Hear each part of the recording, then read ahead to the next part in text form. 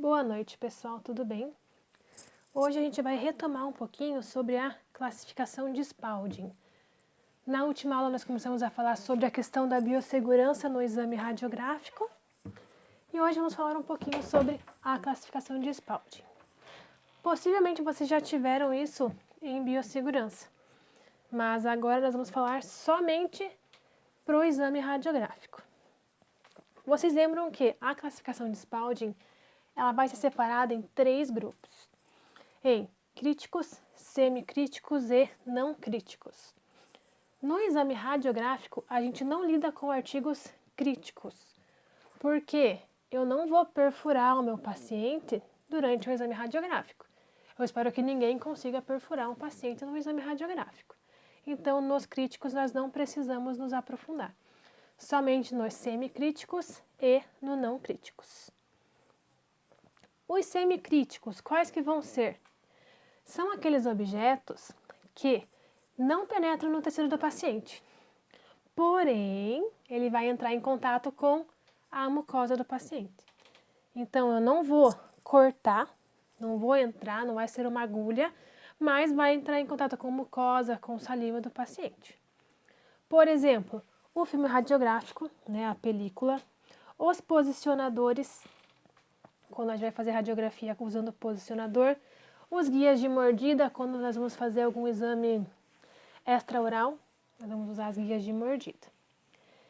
Como é que eu vou fazer a descontaminação? Eu posso fazer esterilização, desinfecção ou uso de plástico. Agora vamos analisar. Na esterilização, eu consigo esterilizar um filme radiográfico? Não consigo.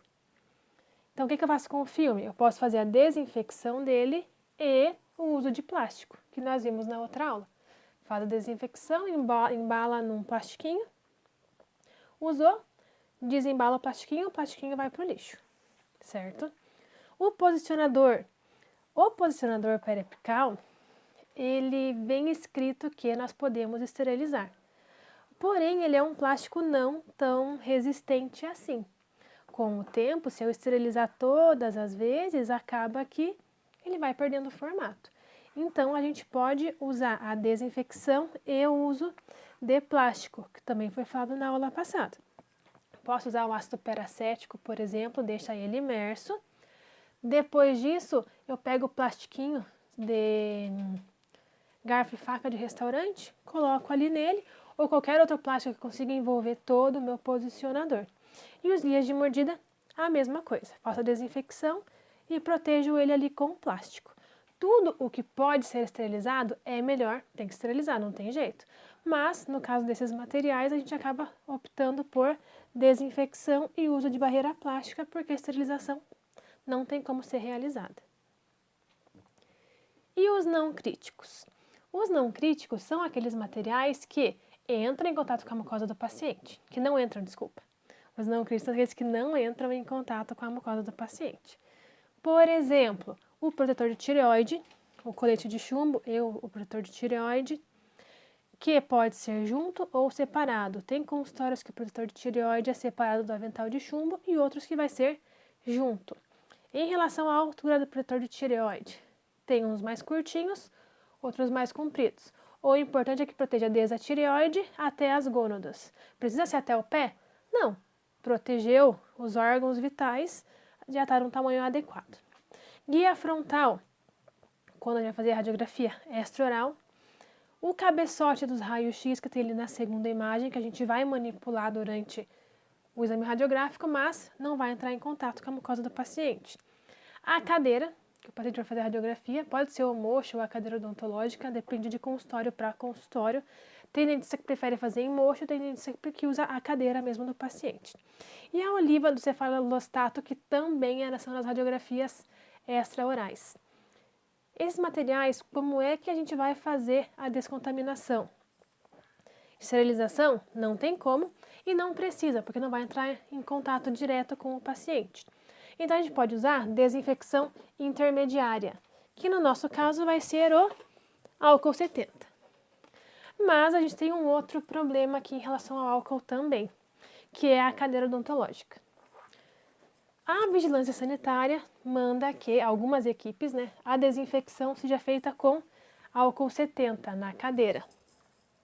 O vendedor de cadeiras odontológicas fala que não pode passar álcool na cadeira, senão o estofado vai rasgar, não vai durar menos tempo. Qual que seria então o ideal? Proteger então a cadeira com aquelas capas de proteção e eu posso passar álcool na capa de proteção. Agora, em tempos de coronavírus, que vem muitas opções de desinfecção, como limpar, como diminuir contaminação, uma opção que deram, que eu encontrei, foi de limpar a cadeira com água e sabão. Então, o sabão de coco mesmo, a gente compra o sabão em pó, ele é um pouquinho mais caro que o sabão em pó para roupa. Dissolve ele na água e eu posso borrifar em toda a minha cadeira, bastante, com água e sabão para fazer a desinfecção, que é efetivo no coronavírus. A água e sabão a gente consegue fazer a desinfecção. Demais, álcool e hipoclorito, não tem jeito. É álcool no restante da cadeira e hipoclorito no chão. O que mais que a gente pode fazer para diminuir a chance de contaminação? Bochecho. É comprovado que se antes de eu realizar a radiografia, o meu paciente realizar a bochecha com qualquer solução antisséptica, por 30 segundos, aumenta a minha barreira contra a contaminação. O que mais que eu posso fazer? Quando eu vou fazer a radiografia, eu posso fazê-la de duas formas. Ou usando a técnica do paralelismo ou da bissetriz. Da bissetriz, eu uso o meu dedo para posicionar o filme na cavidade e o paciente fica segurando. No paralelismo, a gente usa o posicionador. Porém, por questão de biossegurança, tem estudos que mostram que é contraindicado usar a técnica da bissetriz, aquela segurando o dedo, segurando com o dedo.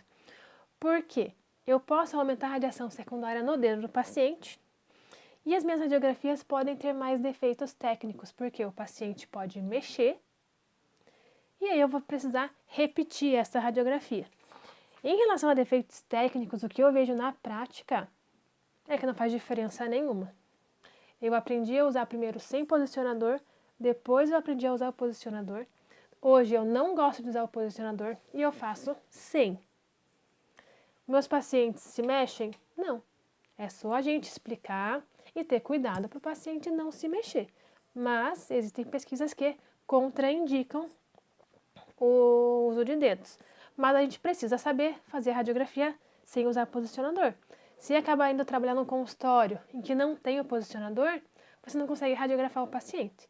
Então, por mais que eles coloquem pra gente que o ideal é usar o posicionador, a gente precisa fazer sem e com o posicionador. Tranquilo?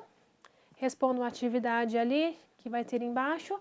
Na aula em seguida eu vou deixar um textinho para aprofundar um pouquinho mais essa parte de desinfecção e a classificação de Spalding para vocês. Qualquer dúvida, mandem ele nos comentários.